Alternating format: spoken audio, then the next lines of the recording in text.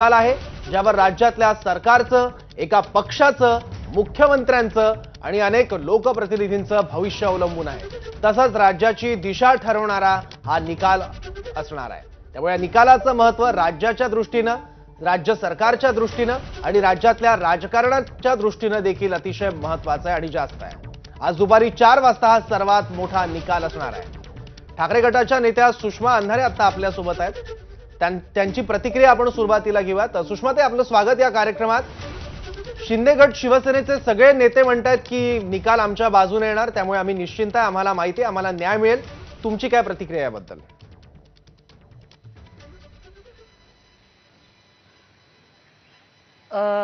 खरं तर सकाळपासून सगळ्या वाहिन्या ज्या मथळे चालवत आहेत ते सगळ्यांमध्ये उत्सुकता, हुरहुर, काहीतरी काहूर वगैरे। मला असं वाटतं की मला आजच्या निकालाबद्दल माझ्या मनात शून्य उत्सुकता आहे। कसलीही हुरहुर नाही, आतुरता नाही, उत्सुकता नाही, भीतीही नाही, आनंदही नाही, किंवा काही म्हणजे कुठल्या फिलिंग्सच नाहीयेत। टोटली ब्लँक आहे मी आणि त्याचं कारण आहे justice delay is justice deny. निकाल भले काहीही लागो, ज्या पद्धतीने त्या निकालाला त्यांनी विलंब केलेला आहे तो पाहता एका अर्थाने तो अन्यायच झालेला आहे। कारण त्यांना छानपैकी त्यांनी सगळी अधिवेशनं मस्त एन्जॉय करू दिली, अख्खी टर्म एन्जॉय करू दिली। श्रीयुत राहुल नार्वेकर यांनी भाजपाचे आतापर्यंत भाजपने त्यांच्यावर जे काही उपकार केलेले असतील ते सगळ्या उपकारांची फार सुंदर परतफेड केलेली आहे आणि त्यावरही माझा कुठलाही आक्षेप नाहीये। ओके, पण सुषमाताई, जर निकाल समजा शिवसेना शिंदे गटाच्या बाजूने आला तर?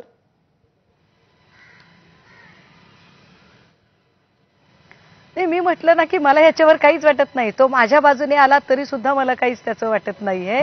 त्याचं कारण असं आहे की साधारणतः 12-13 महिन्यांच्या आधी माननीय सर्वोच्च न्यायालयाने निर्देश दिले होते। 3 वेळा त्यांना तंबी दिलेली आहे।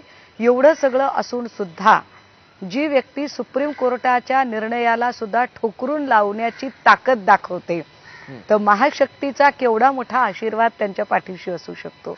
आणि अशा सगळ्यांमध्ये जेव्हा स्वायत्त यंत्रणा, ईडी, सीबीआय, इलेक्शन कमिशन सारख्या सगळ्या स्वायत्त यंत्रणा हाताशी वापरून जे लोक वाटेल त्या पद्धतीने पक्ष फोडाफोडी, जोडाजोडीचं राजकारण करू शकतात, अशा लोकांकडून आता काही वेगळ्या अपेक्षा कराव्या असं मला अजिबात वाटत नाही। निकाल जरी त्यांच्या बाजूने लागला तरी मला असं वाटतं की महाराष्ट्राच्या जनतेला सुद्धा फार मोठा धक्का बसणार नाही। कारण हे सगळे जाणून आहेत सध्या की जिसकी लाठी उसकी भैंस हो रही है।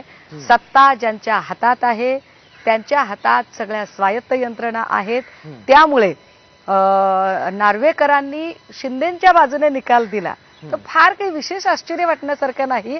आणि त्यावर माझ्यासारख्या किमान मला थोडासा जो कायदा कळतो त्यामुळे मीही फार आदळआपट करण्यासारखं काही कारण नाही। आम्हाला खरंच निकाल आणि न्याय अपेक्षित असेल तर मला वाटतं आम्ही शांतपैकी निवडणुकांवर फोकस करावा आणि 2024च्या निवडणुकांच्यासाठी तयारी करावी। ठीक आहे। शिंदे गट शिवसेनेचे आमदार संजय शिरसाट सुद्धा या चर्चेत सहभागी झाले आहेत। त्यांची प्रतिक्रिया आपण जाणून घेऊयात। संजय शिरसाट जी, धाकधूक वाटते 4 वाजता जो निकाल आहे